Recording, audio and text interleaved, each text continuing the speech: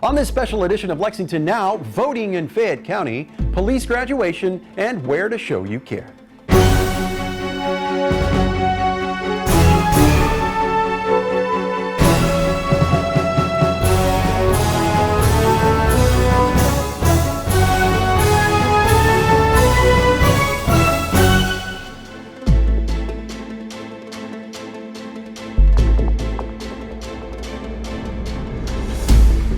I'm Neil Noah, and welcome to Lexington Now for the week of September 21st, 2020. There are more changes to the way Fayette County residents will be voting in the general election, including new sites and procedures.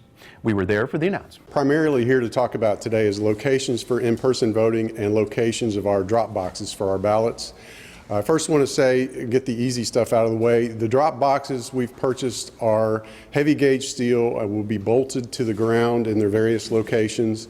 They are designed for this exact process and have been used by many other states many times.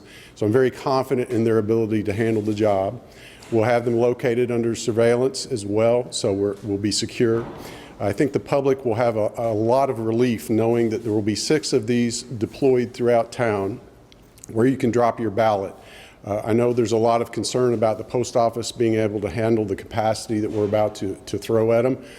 So anything we can do to help the post office also helps us, and it gives you the confidence that your ballot will arrive on time. So stay tuned on that for a moment. Let's talk about locations. This is going to be extremely difficult for Fayette County. We are entering this election at an extremely unlucky time for us. Why? Well, there are some obvious locations that we would like to use for a super center, a big voting center where anyone can vote. Well, the obvious one is Civic Center, under construction, rats. So we go to our distant second choice, which for the primary was the football field. No can do. They're going to have SEC football this fall, so we will be kicked out of not kicked out, we just it won't be available to us at the stadium. Under normal elections, we like to use schools, and we like to use churches. The schools are not making a decision about in-person learning until September the 28th, as was reported in the last few days. That's way too late for us from a planning perspective. Further, I'm not sure it's a good idea to mix voters and kids, so we would have to shut down the schools. To do so, therefore, the schools are out. Churches. Normally, churches are a very big help to us. In this particular election, we cannot use them. And the reason is security. The public must rest assured 100% that the ballots and the voting machines are 100% protected, and that includes weeknights and weekends for this particular cycle. So what I've done is basically reduced our number of available locations from lots to very few. This year's election poses many new challenges as we work to ensure that everyone has access to free, fair, and most importantly, safe election locations.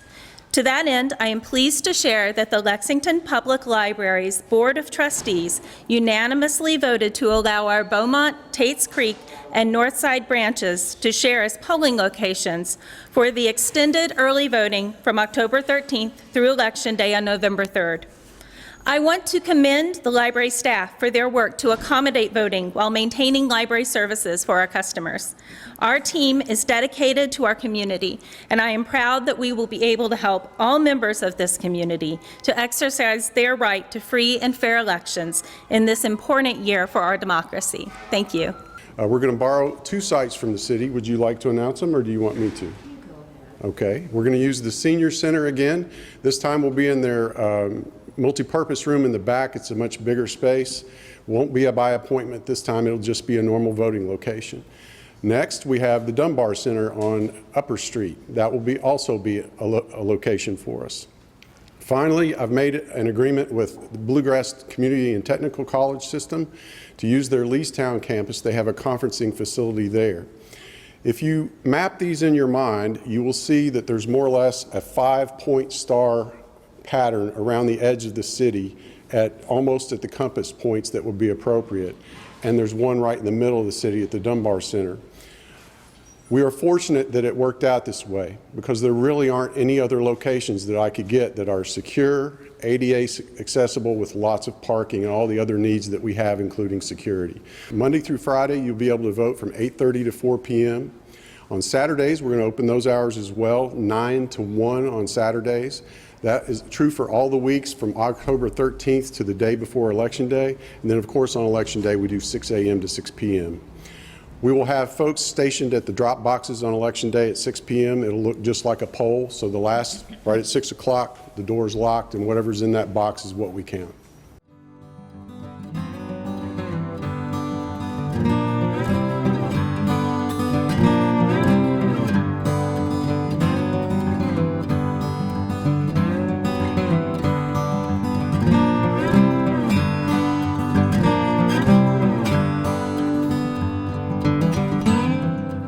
Lexington police have added 25 new officers to their ranks. Our cameras were on hand for the graduation ceremony. Here are some highlights.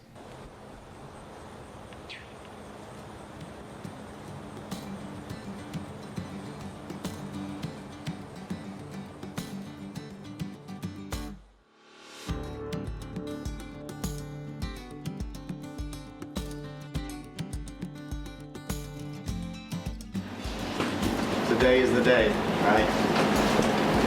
Today is the day. You should be feeling it already. Why is today the day? Today is the day because you got that on for real.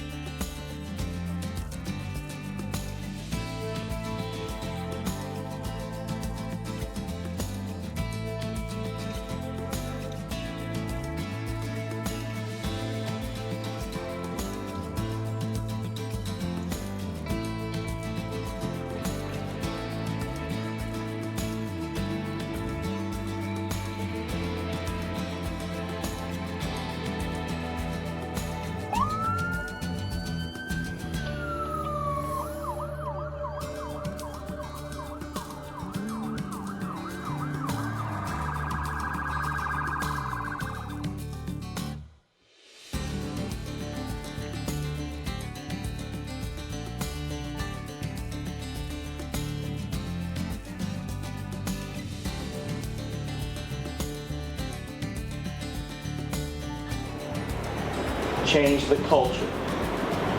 It is now your time. And I challenge you, like I do every other class, change the culture. Be what you are expected to be and represent what you are expected to represent. Do you understand me? Yes, sir.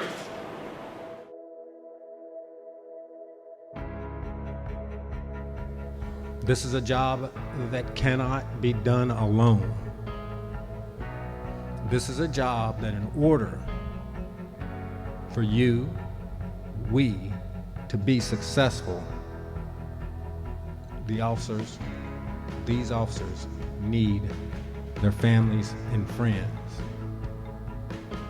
And they also need us, the department, to help guide them and comfort them and give them faith by letting them know that what they are doing matters.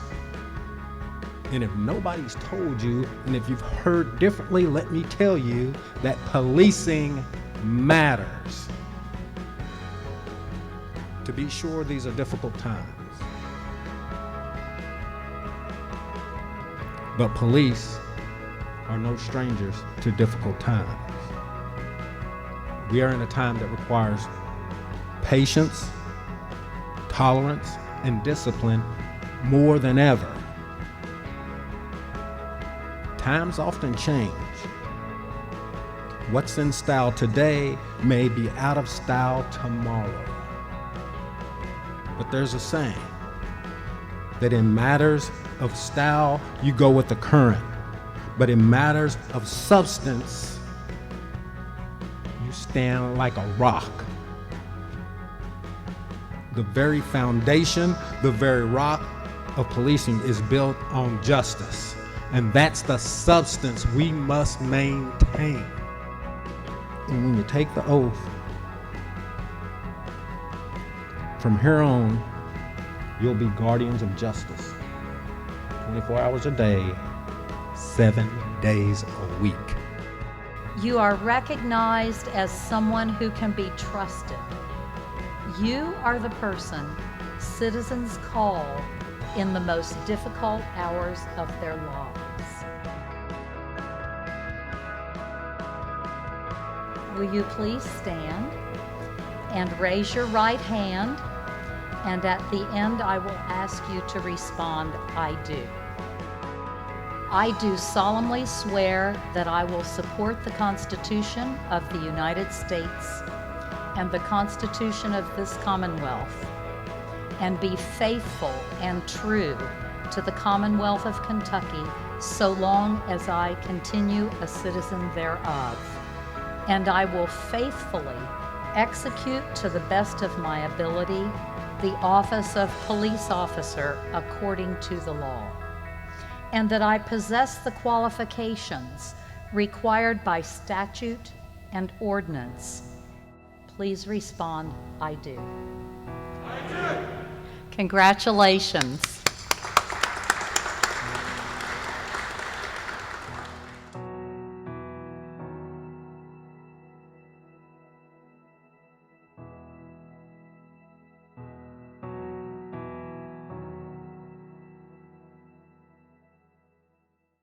Where to show you care after the break.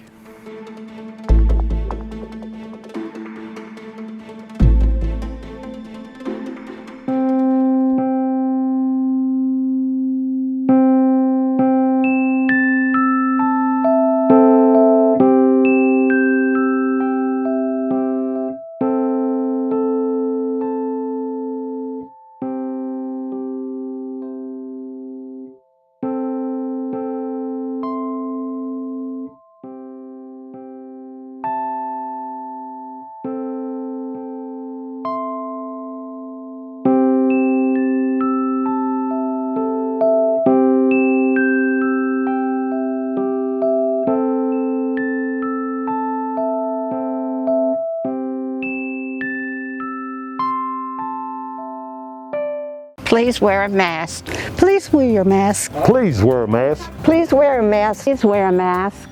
Please wear a mask so that the senior center can open soon. Please wear a mask so I can celebrate my 80th birthday. So that I can feel safe wherever I go in Lexington. So we can attend our son's wedding. To give me the ability to run errands and stay active and independent. We can continue to get back to our normal routine.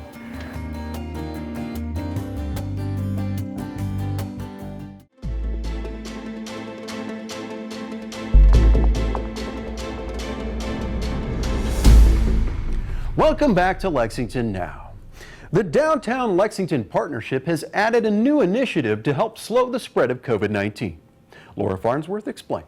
Hi, I'm Laura Farnsworth, and I'm the Senior Event Director for the Downtown Lexington Partnership here in downtown Lexington.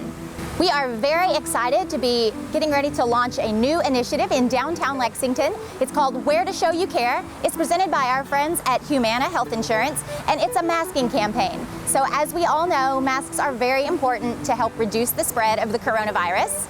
We're going to make sure everyone downtown is wearing to show they're caring, and basically we'll have different mask opportunities where we'll be able to give away some of the Humana masks. We'll have window clings that will go on the doors in downtown Lexington, and we'll have some fun promotions on social media just to kind of perk everybody up and get people in the spirit.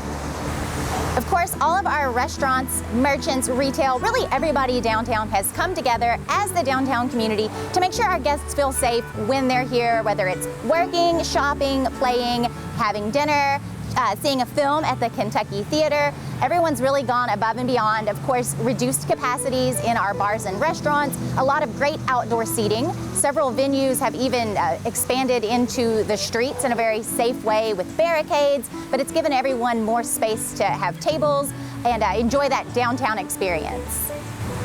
One group who is super dedicated to downtown are the Downtown Lexington Management District Ambassadors. It's the folks you see downtown in the purple polos year-round, whether it's picking up trash, picking up leaves. What they're doing during the coronavirus times is they continue to sanitize highly touched surfaces. That includes crosswalk signals, ATM buttons, doors to different places around downtown, so that when you come down, you can feel reassured that we are definitely taking your health into consideration. We care about you. We have a vast social media presence with Downtown Lexington Partnership. We have a very active Facebook, Twitter, and Instagram accounts. We also have an in-depth website, which is downtownlex.com. There, between those resources, you'll be able to find everything that's going on downtown as things change, as different places come online. Places are still opening in downtown Lexington, new businesses, new restaurants. So keep checking us out. We've got a lot to look forward to. The best is certainly yet to come.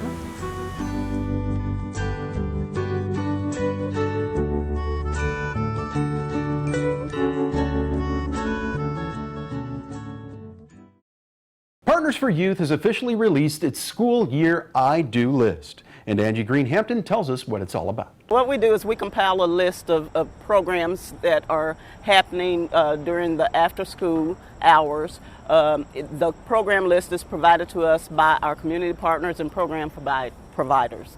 So it gives a list of activities that kids can do after school. It could include dance, computer classes, art classes, different things like that. The list actually started back in 2012, but Partners for Youth started that because with our community partners, we wanted to provide positive youth programming for kids around the city. So we said, how can we get that list out to people? So that's when we started compiling the I Do list, and then we distribute it to the schools, to all our community partners, and they copy or distribute that list to their families and youth.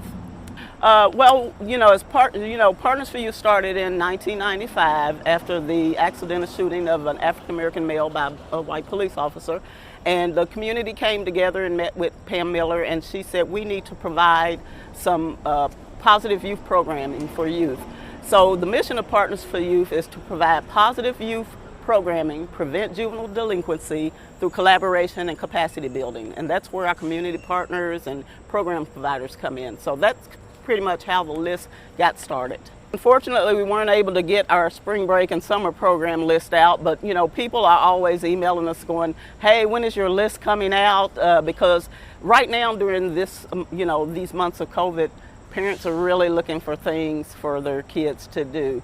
So we have a list of like free and affordable programs that they can do. It's either virtual, some may be in person with a limited capacity because everybody wants to make sure they're following this, the COVID CDC guidelines. So so we get a great response to that because right now people are saying, hey, what can our kids do? They're cooped up, but at the same time, what could they do to have fun while being cooped up? So that's why we like to provide that list. It's getting a pretty good response. We have stuff like, I have a list of things that the Carnegie Center is offering, like virtual classes. They have hip-hop classes, book club, reading and writing classes. We have the art club that is at William Wells Brown that they do, and they're doing some virtual things.